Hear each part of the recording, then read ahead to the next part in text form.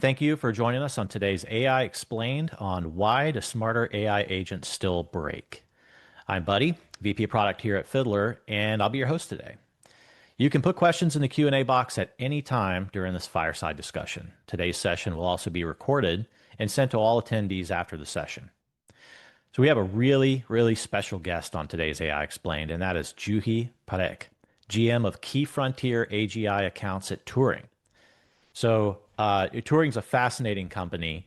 We think of the frontier labs as the absolute leaders in AI, pushing the cutting edge of everything that's possible. But even those companies need to turn to other people for help. And when they need to turn to other people for help, one of the companies that they turn to is Turing, where Juhi is from. And so we're very fortunate to have her today to learn from her experiences working on AI from very many different angles. So welcome, Juhi. To kick us off, why don't you tell us about yourself and your work?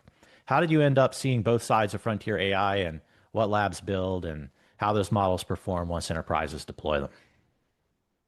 Hi everyone. Nice to meet you. I hope I'm audible.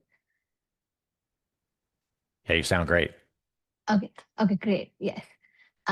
Yes, so to tell you all a little bit about me, I'm a full stack AI generalist where I bring depth in AI in the AI/ML stack across applied foundation models and now data infra at Turing. I have breadth across roles and scale because I've worked at startups and big tech like Apple AI/ML, Samsung Research US, and Amazon prior to joining Turing. Um, by degree and profession, I'm a data scientist turned 0 to 1 AI research product manager with an MBA. And over the last 5 years, I've spent that commercializing frontier AI into revenue in some shape or form. To answer your question specifically, I work at that seam between frontier model development and real world deployment.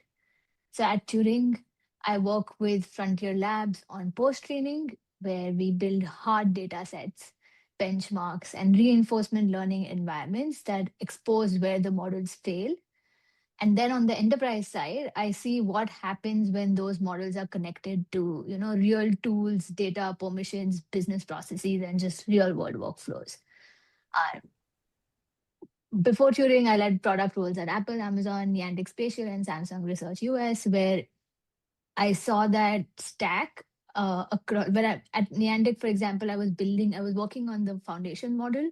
So that helped me understand what researchers actually care about and then shape that vision and strategy, which helps me. And across the 5 years, and across all the three uh, horizons that I see, like applied foundation and infrastructure, I keep running into the same two questions in this industry. Like, one is, what does it take to build a good model? And typically, there are three things: one is data, second is researcher talent, and third is compute. And the second is, where does that model actually solve a real world problem? And at Turing, we can work on both.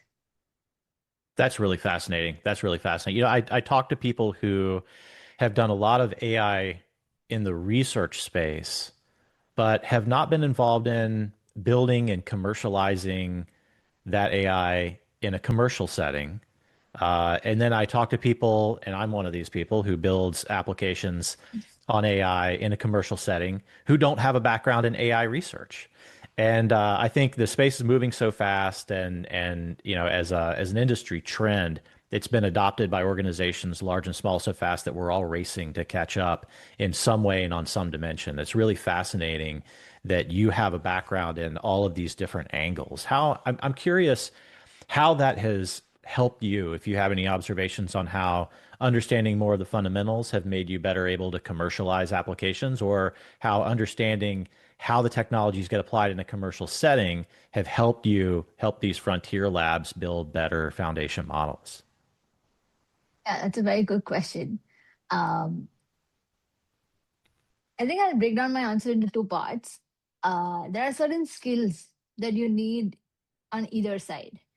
It can either be a very standard product management approach where, hey, there is a problem and there is a customer need. And to solve that problem, AI is a mechanism that we leverage. Like you can solve that problem in multiple ways. AI is just one of those. And this, but what I see happening, and that was traditionally what was happening before this like whole chat GPT um, launch in November 2021 or 1, I think. Yeah. Uh, and so that is traditionally how it was working before. But then after that wave, how it's been working is that, hey, we have this brilliant piece of research and now let's bring it to market. So to answer your question specifically, there are like two muscles that you need as an individual, and that's where the overlap, like sort of, or that like being able to zoom out, think of it from like an end to end like perspective, and then diving deep into like the specific vertical that I might be working on has been particularly helpful for me.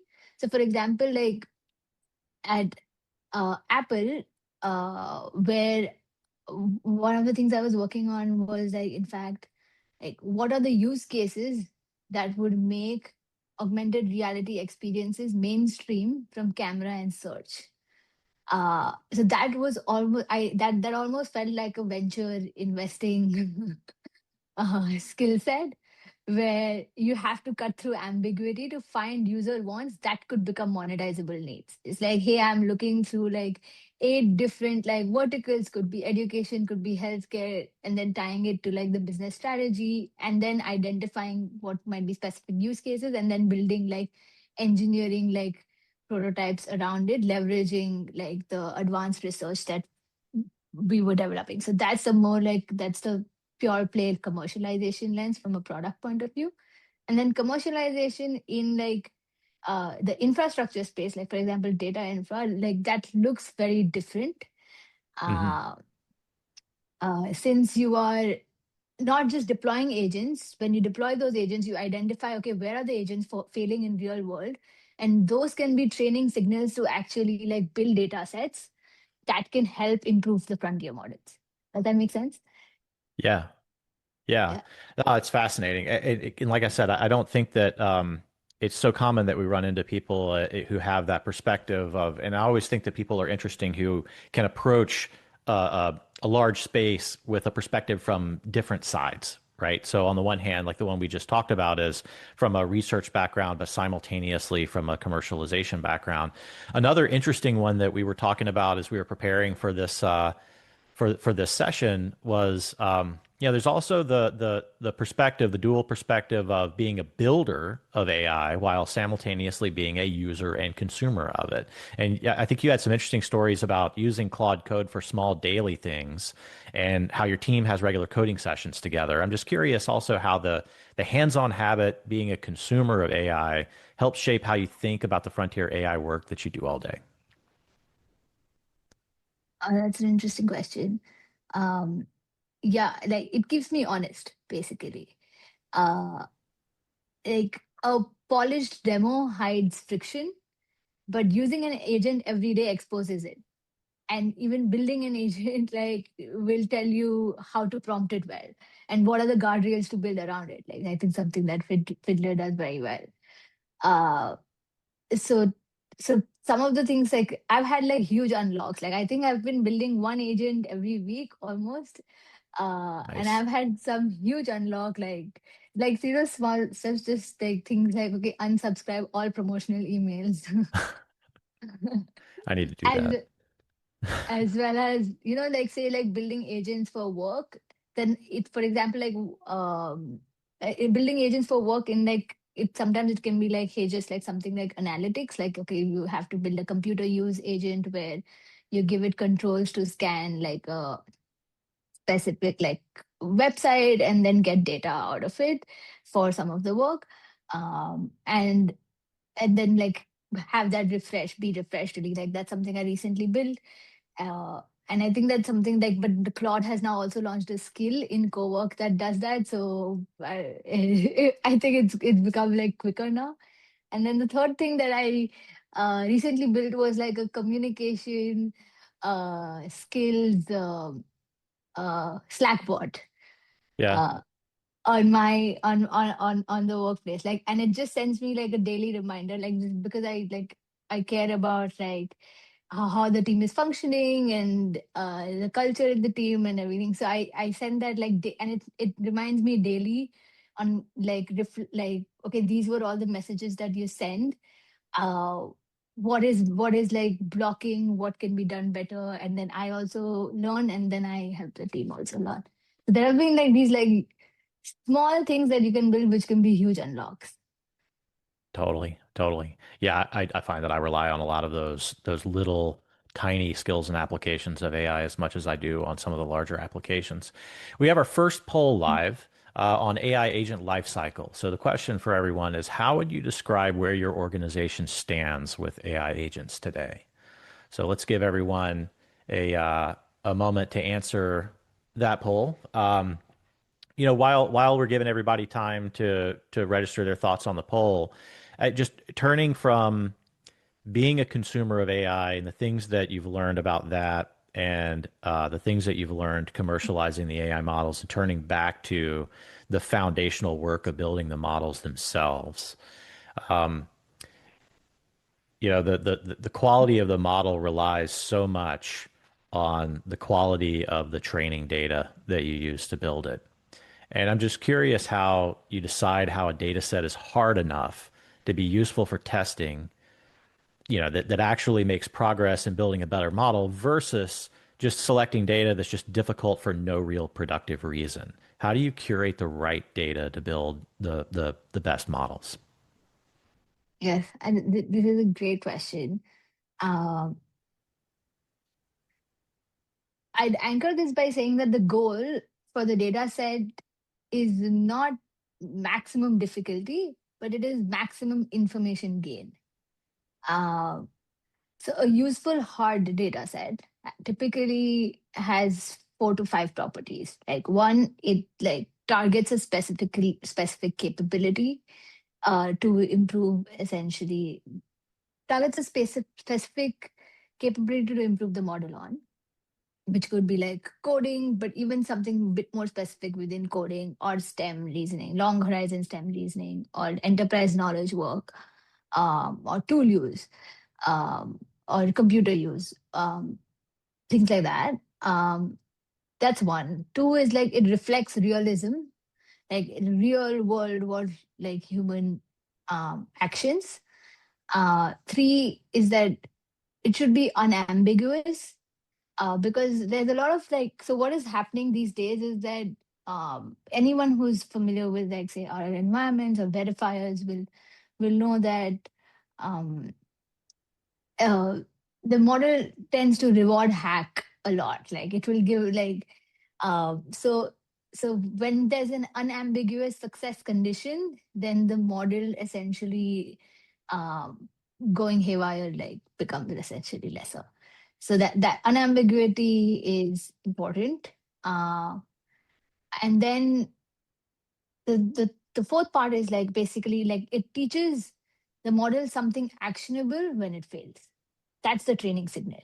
So Hmm. so so I'd say like realism, difficulty, uh, unambiguity is basically standard, and and then I think there are like mechanisms to essentially test for it and build it and quality control it. But if the task is difficult because, say, there are infra failures or because the prompt is confusing, then that's just generally noise. But if the task is difficult because there's like it's truly like a reasoning failure, while the task needed like dependencies on tools and software calling and multiple things, but it is failing because of, and we've done such like very complex projects to emulate say real world like STEM workflows or engineering workflows, where you have these different dependencies on real world like tools and softwares, but it's failing because of like just pure play scientific reasoning. Those Hmm. are like really complex tasks, and if it fails because of all the peripheral reasons, then it's noise. But if it fails because of like the pure play like reasoning or like failure mode, then that's like signal. So it takes a lot of effort to build like really good like tasks. Uh, but we like good data set is invaluable to actually improve models. What techniques or tools do you use to discriminate between the data in data sets that is inducing failures that are signal versus the failures that are induced that are noise? That's a very interesting question. I think so. One of the best ways, like, there are two ways to think about this. That one is like, how do you design the workflow while creating the data set? And then the second part is like post creation. How do we measure that it is actually uplifting the model? There are gains from the model. So that's more related to like the outcome based Hmm. verification. So on the first part, like because I focused like quite a bit on the first part, um, we we we set up that whole like workflow design and calibrate with the labs in a way that you have to care about like the diversity of the data set, you have to care about the realism, you have and there is a certain difficulty criteria that you would essentially um like typically like the subset that is like valuable for reinforcement learning training. I do majority of my work is reinforcement learning, so is basically like 0 less than pass at 8 on a frontier model like say Opus 4.8 or Fable or uh, GPT 5.6, less than equal to 30%. Hmm. So why it is not, so basically what that means is that in 8 runs for the same task, it consistently fails at least 30% of the times. That's a really that's a good quality hard task because it is failing, like the models that are so frontier are failing to essentially solve this problem at least like 5 to 8 times. So that's how we measure like the difficulty. And it is not 0. Like why we look at like 0 less than uh pass at 8 less than equal to 30% is because, and not like pass at 8 equal to 0, because like if it's equal to 0, that means that the task is hard, but we don't know if it's like solvable or not. So Hmm. there's like a very fine signal, like to answer a question on specific signal, there's rationale around this, like there's for it to like to ensure that the ground truth is correct, uh, um, and that it should be solvable and it should be hard, uh, and not too easy, because like the gains are, so it's like a sweet spot we have to meet. Yeah, that's interesting. So to look at that from a slightly different direction, if let's say if I'm training or fine tuning a model, what in your mind would be the most common pitfalls that I would need to watch out for? And how could I mitigate against those in terms of, selecting the right data set to use for that? Interesting. If you're training or fine tuning a model, how would you mitigate for those? That's actually more of a like a researcher question in the lab. Hmm. And how you're training it also. There are three training methods. There's pre-training, there's mid-training, there's post-training. Typically I work on post-training. So how I think of it is that pre-training is like, hey, like you're putting all of the world's knowledge um into the model. It's like you're developing the human brain. And then post training is like, okay, like the human brain is graduating from kindergarten to class 1 to class 10, and then probably like school. And then once you have like, when you're building these like vertical agents specific to say STEM or enterprise knowledge work or coding, you're improving, like you're making the human brain a software engineer or a PhD, or basically like that's the that's one way to think about it. At least that's how I think about it. Hmm. To I could you remind me your question once?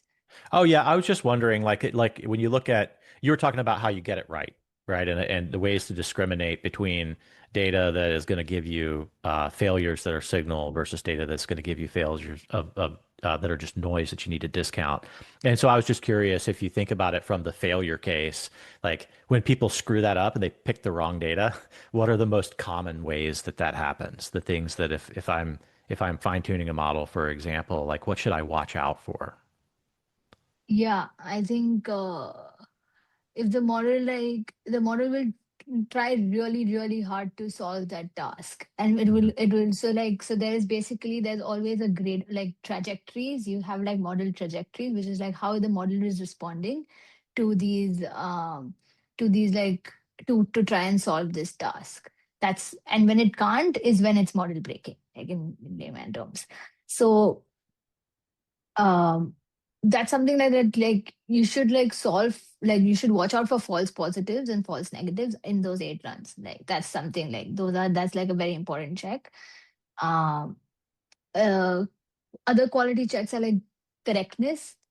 Like for example, the model will come up with an answer, but then you need human expertise to say whether that answer is like correct or not. So the verifiability is important.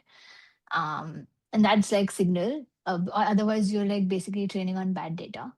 Mhm. Um, and um,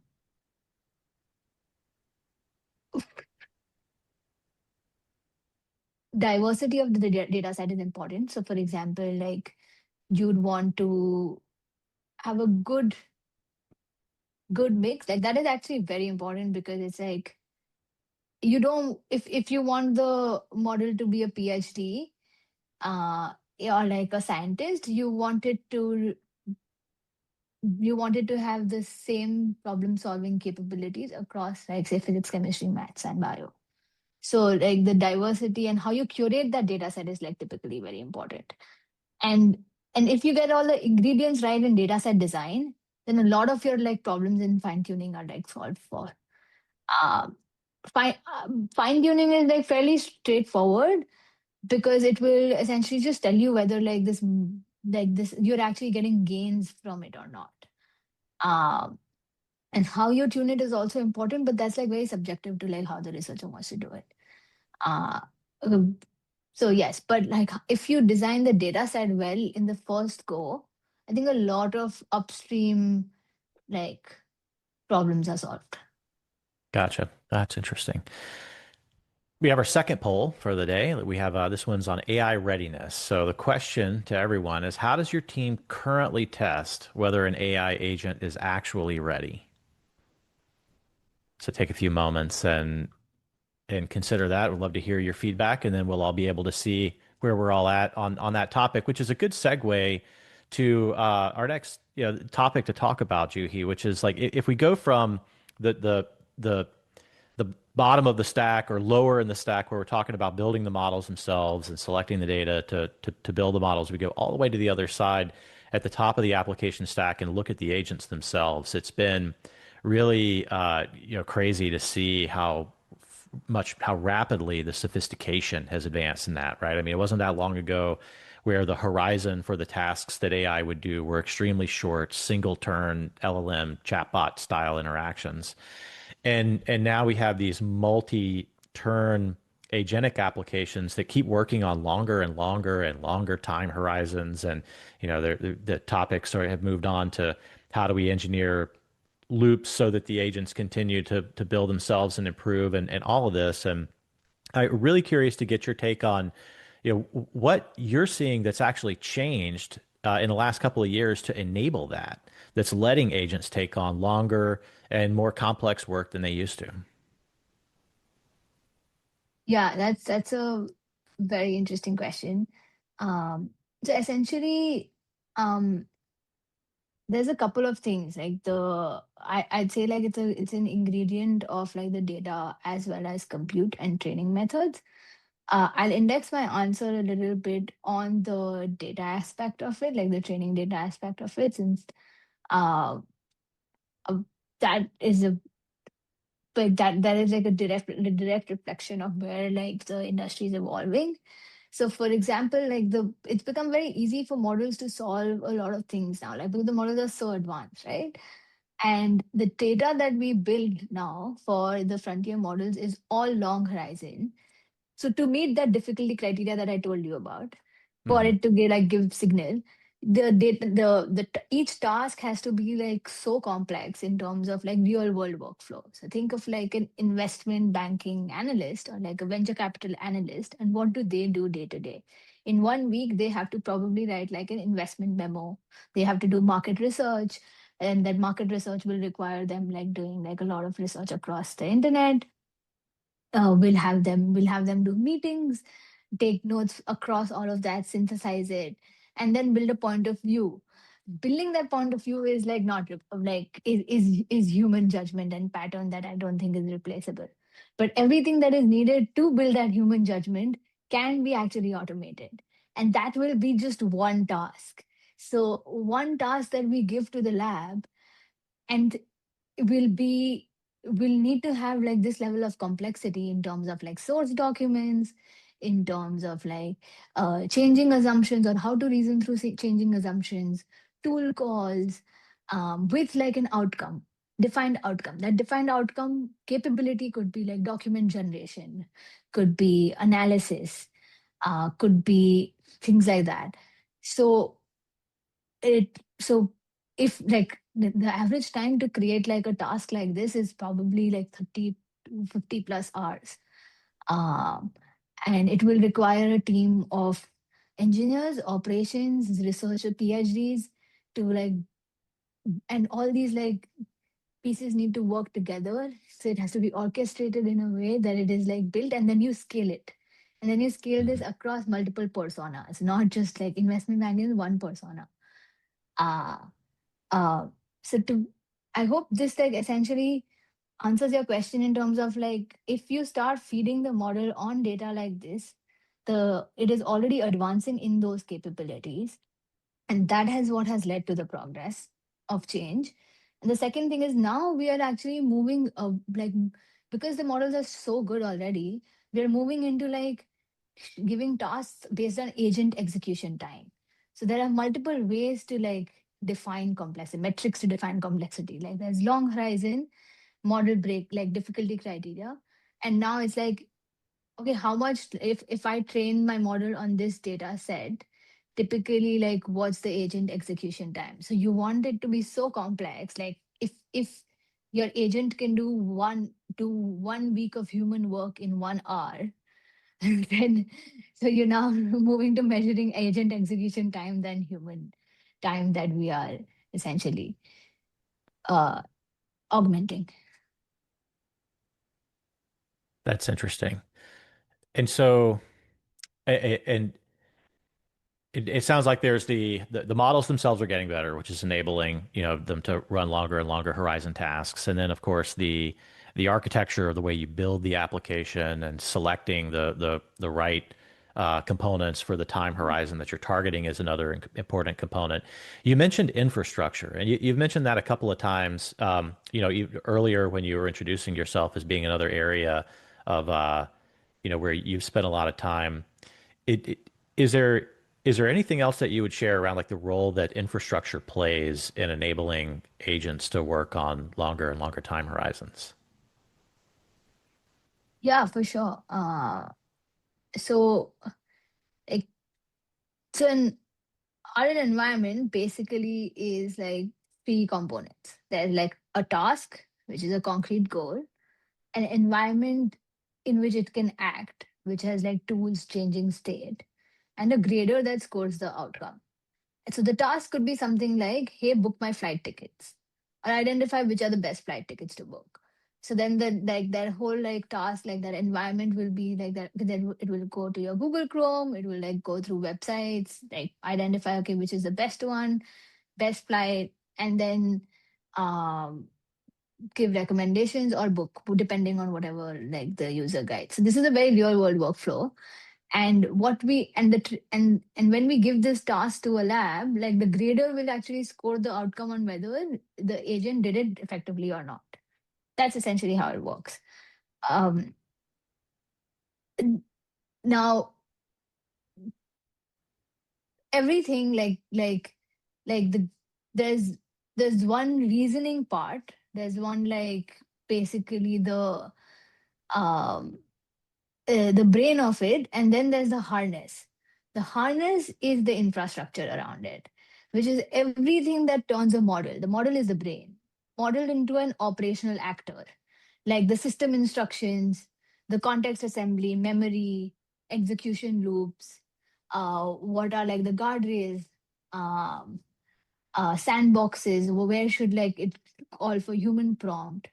So everything around that makes the model like makes that model function like an agent is a harness, and that's like the very core part of it.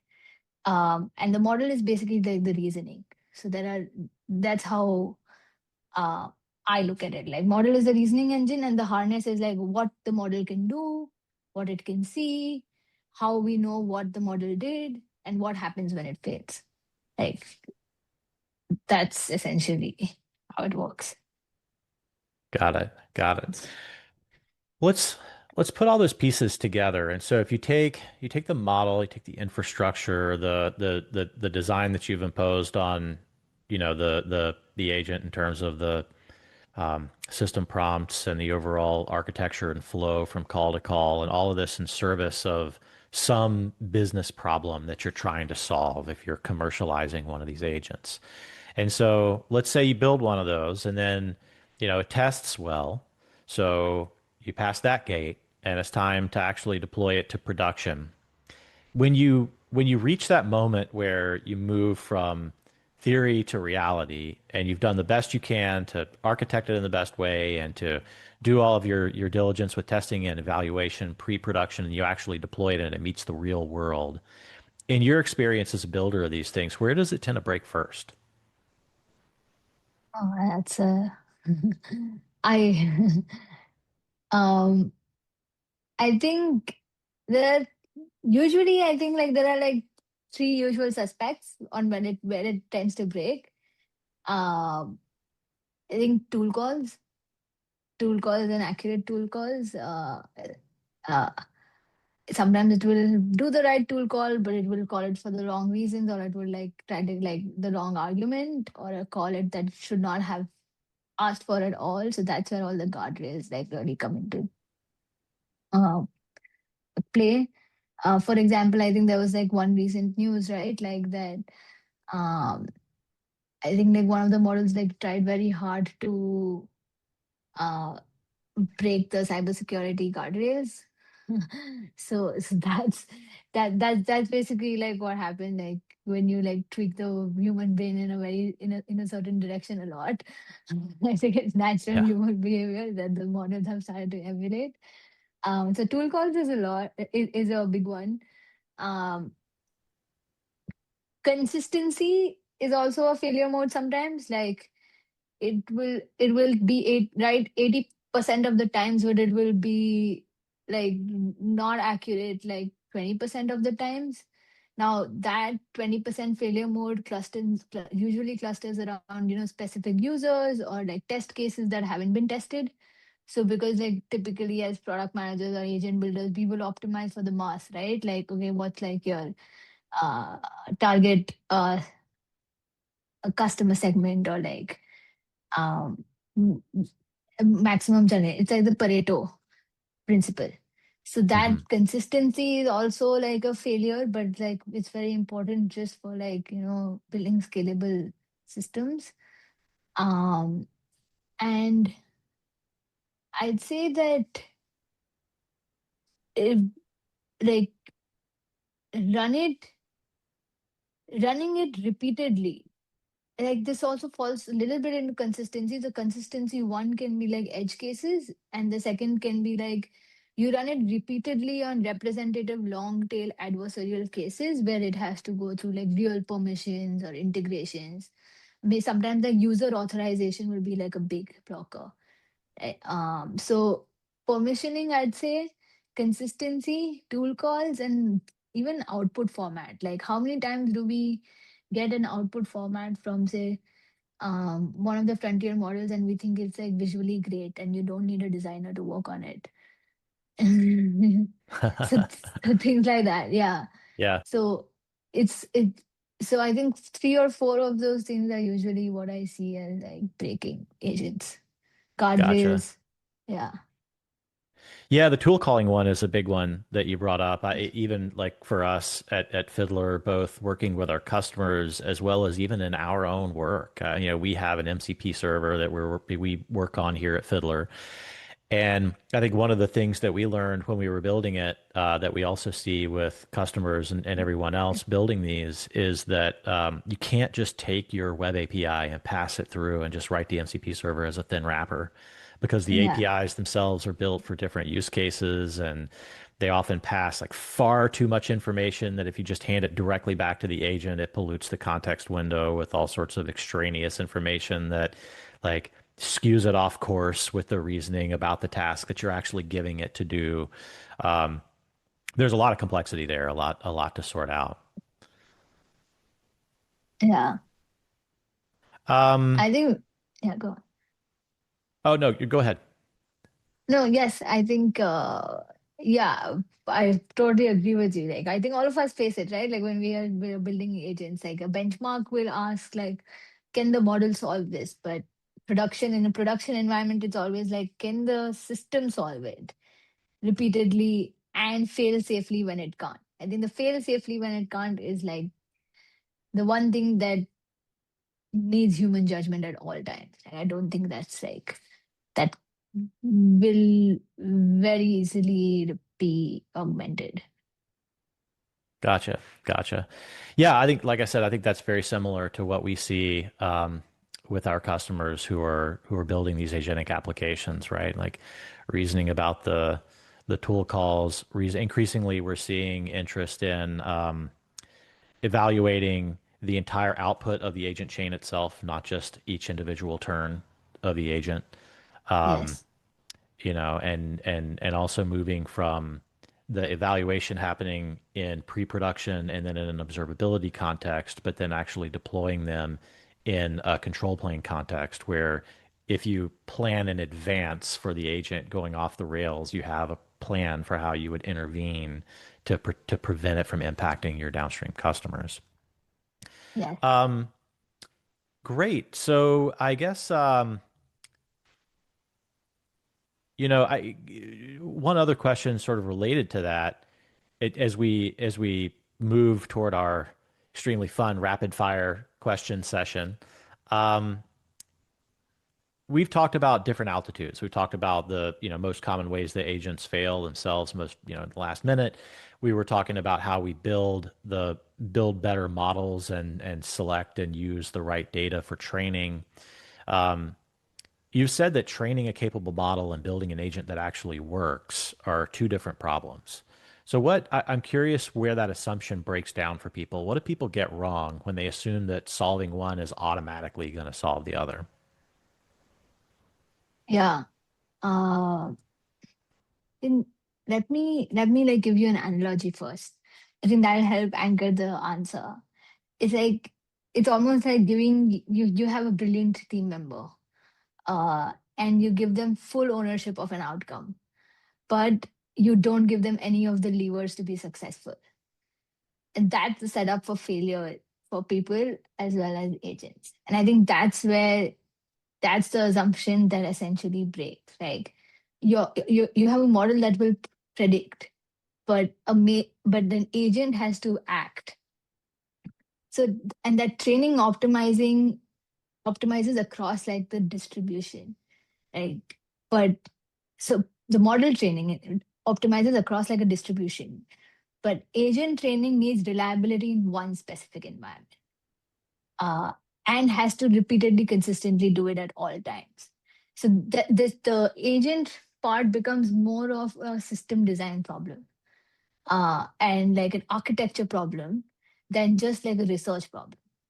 So that's where I think like where people get it wrong. No, I will anchor and say that if you build a very good model, it will become your system design will become much easier because the model will automatically start acting like an agent in some ways. Uh, and it will need less work on the architecture and like the guardrails and the orchestration front. But for real world complex tasks, I still don't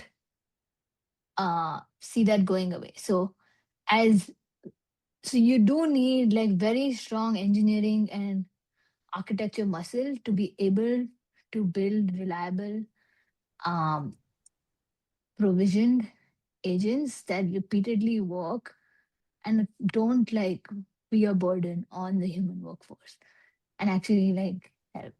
So that's the one of the it's like two different skill sets and jobs. Like that's how I look at it. So, but you need to have an understanding of both. Is Gotcha. is the is is the hard part, but also what the exciting part and why it's like evolving so quickly. Yeah, yeah, that's cool. Um, Thanks for that. So let's move on to the pick up the pace in the questions a little bit. And for our final segment, let's do a quick rapid fire, just top of mind for Juhi for a few questions. So first of all, if you were, what's one word to describe the state of AI agents today? The adolescent. What is it? Adolescent. Adolescent. Oh, that's a good Yeah, one. That's a good one. I like yeah, that.